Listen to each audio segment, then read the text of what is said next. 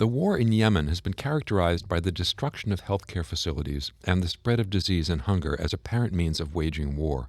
Millions of people in Yemen are now at risk of starvation. A massive cholera outbreak has killed at least 2,000 people, and half of healthcare facilities in the country are reported to be non-functional. I'm Stephen Morrissey, managing editor of the New England Journal of Medicine, and I'm talking with Amir Mohareb, a fellow in infectious diseases at Massachusetts General Hospital and Harvard Medical School. Dr. Mohareb has co-authored a perspective article about the medical disaster and devastation in Yemen. Dr. Mohareb, can you tell us a bit about the history of this war in Yemen? Yes, Yemen has been plagued with internal violence for several decades. In 2011, after a wave of revolutions were taking place across the Middle East, so too was a revolution taking place in Yemen against Ali Abdullah Saleh. He was the person in power in Yemen for over 33 years. At that time, in 2011, he transferred power to his successor, Hadi, and Hadi's government was tasked with creating a power-sharing resolution, eventually leading to elections and drafting a new constitution.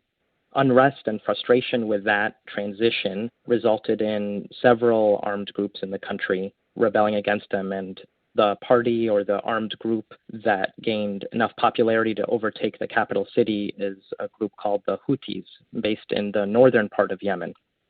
They took over in September of 2014, and in response, a number of Gulf states, including Saudi Arabia, the United Arab Emirates, Bahrain, and several other countries, along with support from the U.S. under that time, under the Obama administration, they formed a coalition and started airstrikes against the Houthi rebels in power. And so that started from March 2015, and that war has been waging ever since. You say in your article that 39 hospitals were bombed during the first 7 months of the conflict, and hospitals and clinics continued to be destroyed. Do those attacks appear to be deliberate? Are medical facilities being intentionally targeted? It's always difficult to say what the intention of the warring parties are. We have very little information about what the ostensible targets of these kinds of attacks are coming, especially the aerial bombardments. However, what we do know are that many of these hospitals and clinics, for example, those operated by Doctors Without Borders and other humanitarian organizations, are clearly marked. Their coordinates are shared with the Saudi government, which is the government responsible for most of these airstrikes. And there is very little in the way of investigation or change in operations after such an airstrike attacks a healthcare facility. So whether it's the result of deliberate targeting or of recklessness or negligence, the result on the ground is the same. When a hospital is attacked or a humanitarian agency is forced to stop their operations for fear of the lives and the survival of their relief workers, the effect is horrendous on the local population, much of which is internally displaced persons within Yemen.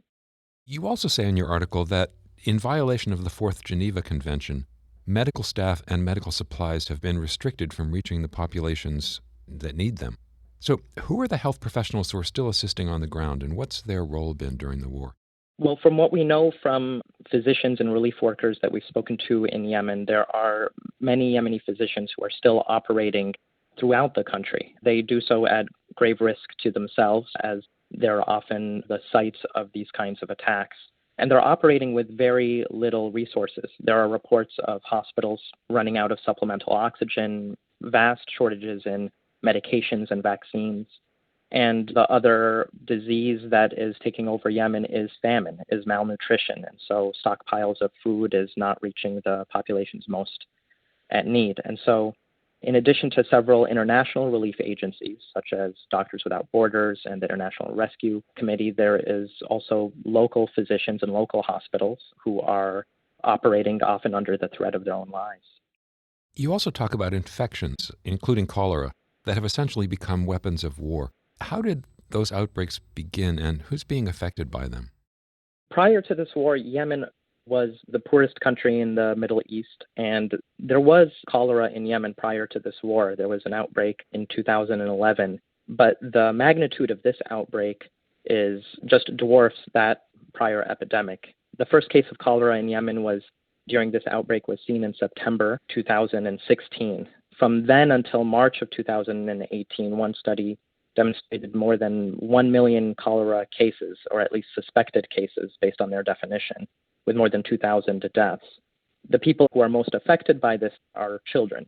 Children under the age of 15 account for much of the population of Yemen, almost half of all of Yemeni civilians, and children less than 5 accounted for almost 30% of the suspected cholera cases.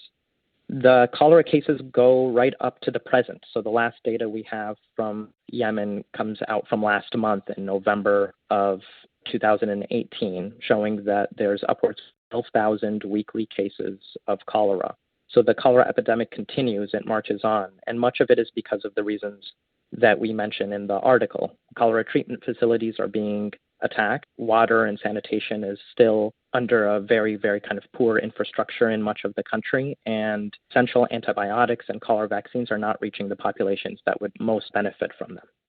What's going to happen next? Is there any hope that the war will be over soon? Well, there's always hope. Earlier in December of 2018, there was a truce signed by the main belligerents in this war, the Houthi leaders and the Gulf coalition, who are conducting this bombardment with the support of the United States. They met in Sweden and signed a truce with regards to one of the major focuses of the war, which is the port city of Al Hudaydah. Al Hudaydah represents port of entry for much of the aid and that would reach most of the civilian population.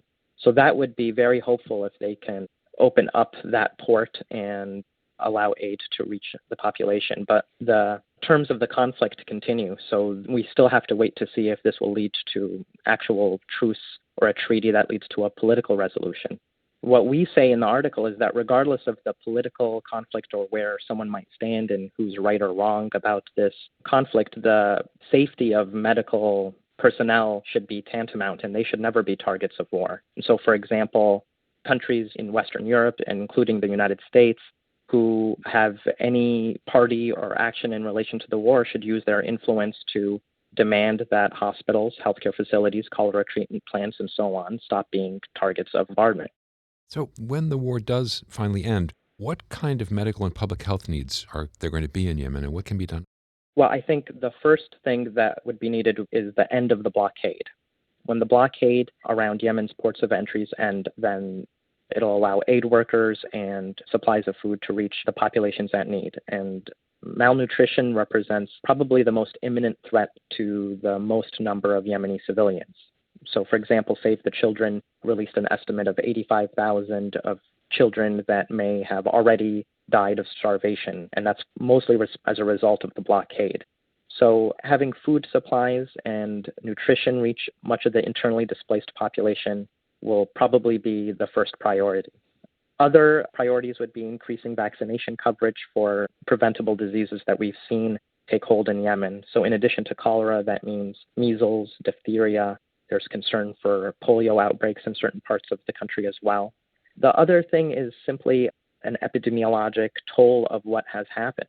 We don't know how many people have died in Yemen, and the estimates have ranged from 10,000 to 5,000 to 80,000. And so the numbers keep changing because we don't have good personnel on the ground to take the toll of what's needed and what's being done. Finally, what role can individual physicians play in advocating for the end of these violations of medical neutrality that you describe in Yemen? Well, we say that regardless of anyone's position or knowledge of the specifics on the ground in Yemen, the thing we should all be able to agree on is the sanctity of healthcare workers and hospitals to be able to continue to help civilians in need. So, for example, in the United States, according to international agencies and including Human Rights Watch, the United States is a party to the war in Yemen. We have supported the Saudi-led coalition through aerial refueling. By many accounts in the American government, we have military personnel who support the American-made planes and the American-made equipment that are being used in these aerial bombardments. And we also have a diplomatic role to play as well. We are probably the closest allies to, certainly the closest military ally to some of the countries in the Gulf coalition that are involved in the war. So we should advocate that this military aid and this military munition sales come with some responsibility and consequence for when they are used against physicians. There was a Senate resolution in the United States that was bipartisan supported in December that passed, calling for an end to military munition sales to the Saudi government, but such a resolution didn't make it to the floor of the House of Representatives. So that is probably a bill that will come up with a new session in the House. Other countries in Western Europe are also involved with munition sales to some of the belligerents in this war and should also use whatever influence they can have to demand the same. And then finally, we have the United Nations, which is the venue where we should advocate that our governments demand an end to these kinds of hostilities. Otherwise, we'll probably see ongoing suffering as we have seen for the last several years in Yemen. Thank you, Dr. Mohareb.